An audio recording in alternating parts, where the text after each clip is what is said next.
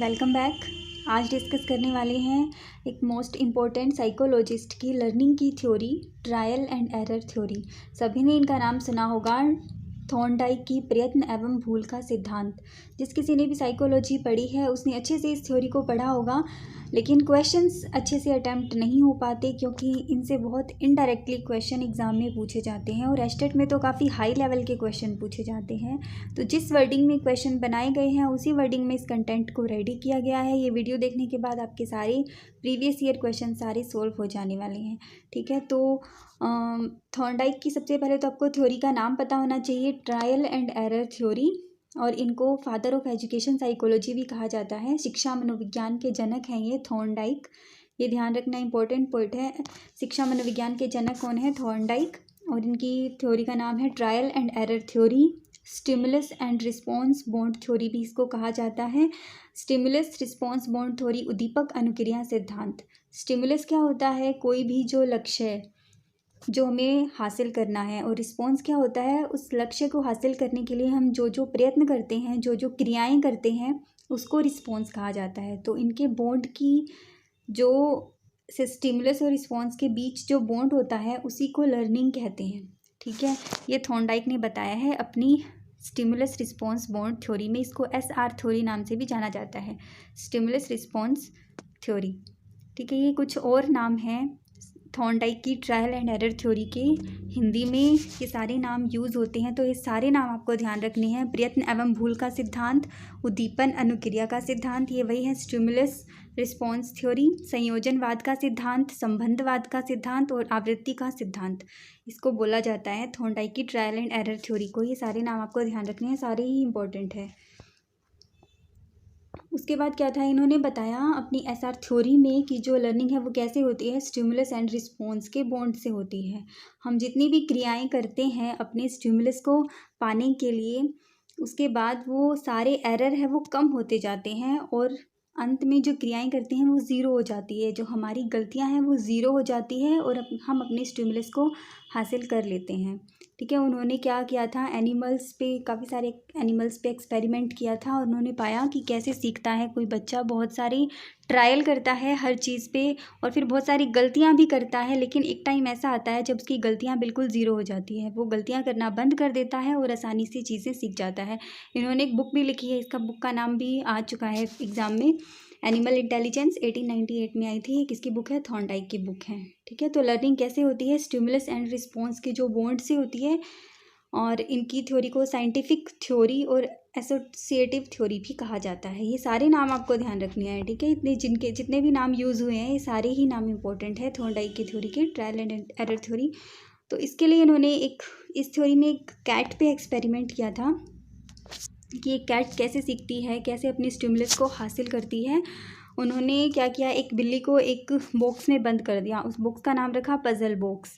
वो बॉक्स ऐसे बनाया गया था कि उसमें एक बटन था और उस बटन को दबाते ही वो बिल्ली बाहर आ सकती थी। और बाहर क्या रखा हुआ था, कुछ खाने के लिए फ़िश रखी थी उसके, और जो फ़िश है वो यहाँ पे स्टिमुलस का काम कर रही थी, जो उसे बार बार खाने के लिए उकसा रही थी। और जो अंदर वो जो छटपटा रही थी बिल्ली बाहर निकलने के लिए, जो क्रियाएं कर रही थी, हाथ पैर इधर उधर मार रही थी, वो सारे रिस्पॉन्सेज हैं। ठीक है, तो यहाँ पे सब्जेक्ट क्या है? कैट, और स्टिमुलस क्या है? फ़िश। ठीक है, उसको मोटिवेशन कहाँ से मिल रही थी? उस फिश की जो स्मेल आ रही थी, उसका मन कर रहा था खाने के लिए, ये मोटिवेशन थी। और उसको बहुत ज़्यादा भूख लगी थी, वो ड्राइव थी। ठीक है, ये चारों वर्ड भी इंपॉर्टेंट है, सब्जेक्ट, स्टिमुलस, मोटिवेशन और ड्राइव। जैसे कि हम क्यों पढ़ रहे हैं, हमें तैयारी करनी है, हमें एग्ज़ाम पास करना है स्टेट का, तो स्टेट क्या है हमारे लिए? एक ड्राइव का काम करता है। ठीक है, और आप जो ये वीडियो देख रहे हो ये मोटिवेशन है, और हमारा स्टिमुलस क्या है? हमारा एग्ज़ाम हमारा स्टिमुलस है, और सब्जेक्ट क्या है? वो हम खुद हैं। ठीक है, ये चारों वर्ड आपको समझ आए होंगे। उसके बाद क्या करती है बिल्ली, भूखी बिल्ली अंदर फ़िश पाने के लिए काफ़ी ज़्यादा छटपटा रही होती है, इधर उधर हाथ पैर मार रही होती है और बहुत बहुत सारा इधर उधर क्रियाएं कर रही होती है, वो रिस्पॉन्सेस कर रही होती है। तो अचानक से उसका पैर उस बटन पे लग जाता है और वो बाहर आ जाती है और फ़िश को खा लेती है। फिर एक बार फिर उसको बंद कर देते हैं थॉर्नडाइक अंदर। तो वो फिर से क्रियाएं करना स्टार्ट करती है, इधर उधर छटपटाती है, हाथ पैर मारती है और फिर उसका जो पैर है वो बटन पे लग जाता है और उसे खोल के वापस आ जाती है। तो यहाँ से थॉर्नडाइक ने पाया कि जो बिल्ली है ना वो बार बार प्रयास कर रही है, बार बार उस बटन पे दबाने का प्रयास कर रही है। पहले उसने 50 बार प्रयास किया होगा, फिर 40 बार, फिर 30 बार, फिर धीरे धीरे धीरे धीरे एक ऐसा टाइम भी आया जब उसने बिना प्रयास के ही सीधा बटन दबाया और वो बाहर आ गई।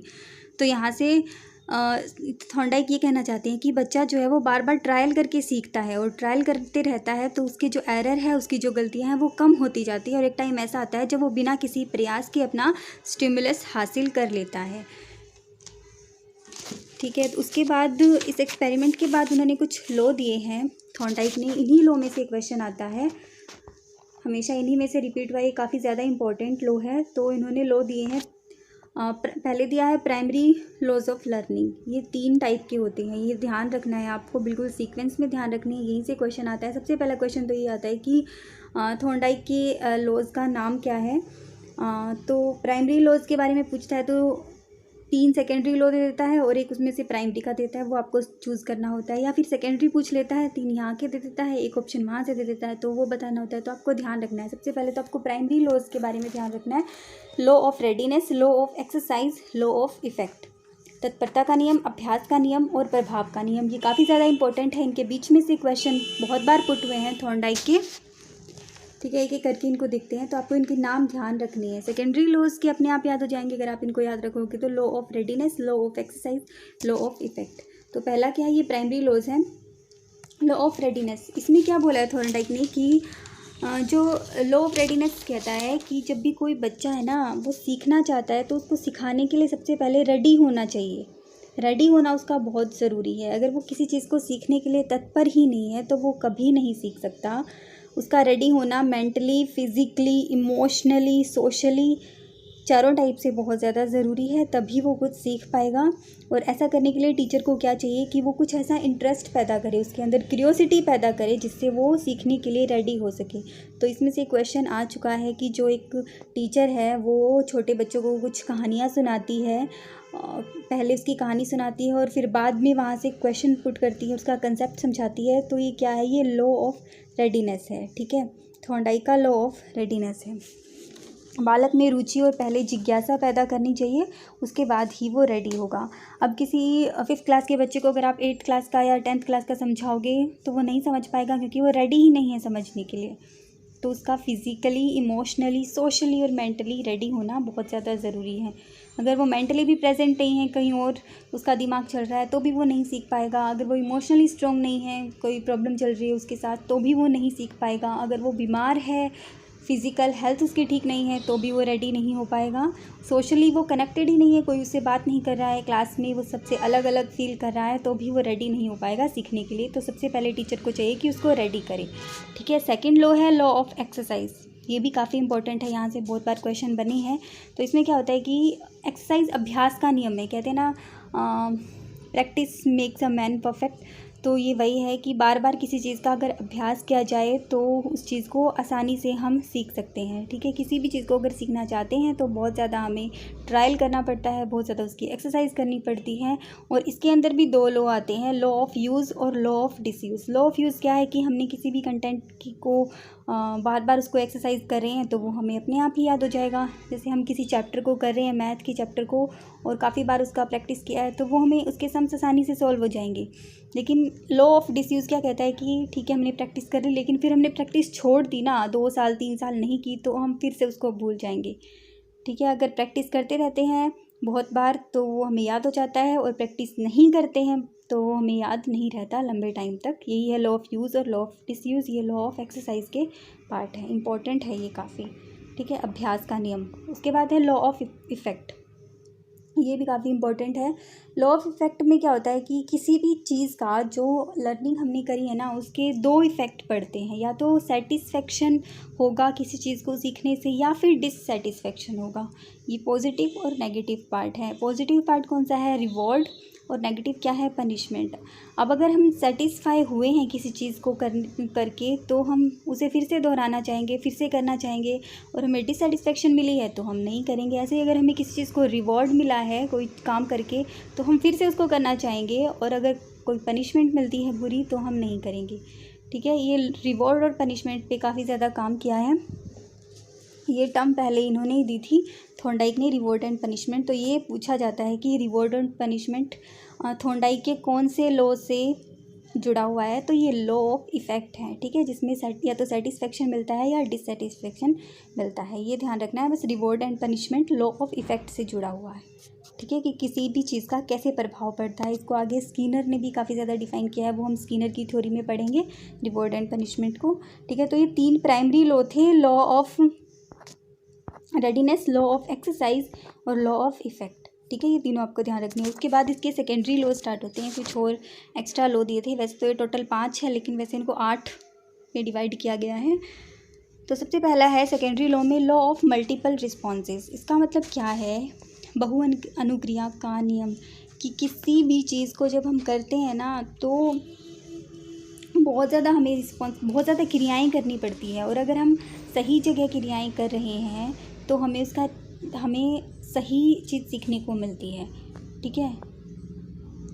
लेकिन कई जो रिस्पॉन्सेज होते हैं वो निरर्थक भी रहते हैं, मतलब उनसे हम कुछ ज़्यादा सीख भी नहीं पाते, कुछ फालतू के रिस्पॉन्सेज भी करते हैं। तो सही वे में ही रिस्पॉन्सेज करना चाहिए जो हमें सही में अपना स्टिमुलस पाने में हेल्प करे। तो ये यही था कि बहु अनुक्रियाएँ, बहुत सारे मल्टीपल रिस्पॉन्सेज देने होते हैं और राइट वे में देने होते हैं। ये first law of multiple responses. Second law है लॉ ऑफ प्राइमेसी। प्राइमेसी का मतलब क्या है कि फर्स्ट साइट, फर्स्ट पहली बार जो होता है ना वो ही हमें याद रहता है। तो जो शुरुआत है वो काफ़ी अच्छी होनी चाहिए किसी भी लर्निंग को करने में, किसी भी काम को करने में। शुरुआत अगर अच्छी होगी तो पूरा काम अच्छा होगा। उसके बाद थर्ड लॉ है law of recency. Law of recency का मतलब क्या है कि जो चीज़ें हमें रिसेंट में सीखी है ना उसी को वही हमें याद रहती है। इसीलिए तो हम जब एग्ज़ाम टाइम आता है कुछ आता है तो रिवीजन करते हैं। रिवीजन इसीलिए तो करते हैं हम कि ताकि हमें जो रिसेंट में हमें जो पढ़ा है वो हमें याद रहे एग्ज़ाम के टाइम में। तो ये लॉ ऑफ रिसेंसी है, ठीक है। तो रिवीजन को इम्पोर्टेंट कौन से लॉ में माना है, लॉ ऑफ रिसेंसी में, ठीक है, जिसमें रिसेंटली सीखी चीज़ ज़्यादा देर तक याद रहती है। उसके बाद फोर्थ है law of intensity and stimulus. इसमें क्या है कि जो हमारा जो स्टिमुलस है, जो हमारा उद्दीपक है वो काफ़ी ज़्यादा प्रभावकारी होना चाहिए। मतलब अगर किसी भी लक्ष्य को हमें पाना है तो वो लक्ष्य बिल्कुल ऐसा होना चाहिए कि हमें उसे पाना ही पाना है, वो प्रभावकारी होना चाहिए। जैसे कैट के लिए जो फ़िश थी ना वो बहुत ज़्यादा प्रभावकारी थी, उसे वो खानी ही खानी थी, इसीलिए उसने इतनी सारी रिस्पॉन्सेज करी। तो स्टिमुलस का प्रभावकारी होना बहुत ज़्यादा ज़रूरी है। उसके बाद फिफ्थ लॉ है लॉ ऑफ मेंटल सेट और एटीट्यूड। ये मेंटल से रिलेटेड होता है कि हमारी जो मानसिक स्थिति है वो हमारी अनुकूल होनी चाहिए, वो मतलब एक्सपेक्टेड एटीट्यूड होना चाहिए हमारा। किसी भी जो हम काम करने जा रहे हैं उसके लिए हमारा पॉजिटिव माइंड सेट बहुत ज़्यादा ज़रूरी है कि हमें ये करना है तो बहुत ज़्यादा ही एक्सपेक्टेड एटीट्यूड के साथ करना है, ठीक है। मेंटल कंडीशंस हमारी सही होनी चाहिए लर्निंग प्रोसेस की तरफ। उसके बाद है law of analogy and assimilation. इसमें क्या होता है, जब हम कोई प्रीवियस नॉलेज है हमें बहुत किसी भी चीज़ को लेके बहुत अच्छी तरह से, तो हम जो न्यू लर्निंग है वो भी उसी टॉपिक पे बहुत अच्छे से कर पाएंगे, ठीक है। जैसे कि हमें मैथमेटिक्स में अगर ट्रिग्नोमेट्री का कंसेप्ट काफ़ी अच्छा है तो हम आगे के उसके जो बड़ी बड़ी जो थ्योरम्स हैं उनको भी आसानी से सॉल्व कर पाएंगे। तो अगर हमारी प्रीवियस नॉलेज उसका बेस अच्छा है किसी भी काम लर्निंग को करने का, तो हम ज़्यादा जो हार्ड जो लर्निंग है वो भी बहुत अच्छे से कर पाएंगे, ठीक है। Law of analogy and assimilation. Assimilation word हमने जीन पियाजे की थ्योरी में भी पढ़ा था, अगर आपको याद हो तो। ये वही है आत्मसातकरण करना। अगर हमने कोई प्रीवियस नॉलेज का बिल्कुल बेस अच्छे से एसिमिलेट किया है, उसको आत्मसात किया है, तो हम उससे रिलेटेड नेक्स्ट जो लर्निंग है, नेक्स्ट जो क्वेश्चन है वो आसानी से सॉल्व कर पाएंगे, ठीक है। सेवन्थ लॉ है लॉ ऑफ एसोसिएटिव शिफ्टिंग। ये भी कुछ इसी तरह से है कि अगर हमें एक चीज़ का अगर ज्ञान है ना तो हमें कुछ ना कुछ करके उसको अनदर लर्निंग की तरफ शिफ्ट करना चाहिए। जैसे कि थॉर्नडाइक ने क्या किया था कि जो कैट थी ना वो बाहर जब निकल गई थी तो फ़िश को, मतलब अगर वो खड़ा करके फ़िश को अगर बोले कि स्टैंड अप, तो वो फ़िश को खाने के लिए जो कैट थी वो स्टैंड होती जाएगी। वो बार बार अगर ऐसा करेगा स्टैंड अप, तो एक टाइम ऐसा आएगा कि जब वो स्टैंड अप बोलने पे ही स्टैंड हो जाएगी बिना फ़िश को देखे। तो ये एसोसिएटिव शिफ्टिंग होती है, किसी भी लर्निंग को शिफ्ट करना सेम कंडीशन में, ठीक है। स्टिमुलस को शिफ्ट कर देना। जैसे कि अगर अभी एस्टेट का एग्ज़ाम है लेकिन जो हम पढ़ रहे हैं वो सीटेट या फिर डीएसएसबी या केवीएस में भी काम आएगा, तो जो हमारा स्टिमुलस है वो शिफ्ट हो जाएगा, लेकिन जो उसको करने का जो तरीका है वो तो सेम ही है, ये थ्योरी तो सेम ही है, ये वीडियो तो सेम ही काम आएगी। इसी तरह स्टिमुलस शिफ्ट हो जाएगा एस्टेट से सीटेट या कोई अनदर एग्ज़ाम। इसके बाद है लॉ ऑफ पार्शियल एक्टिविटी।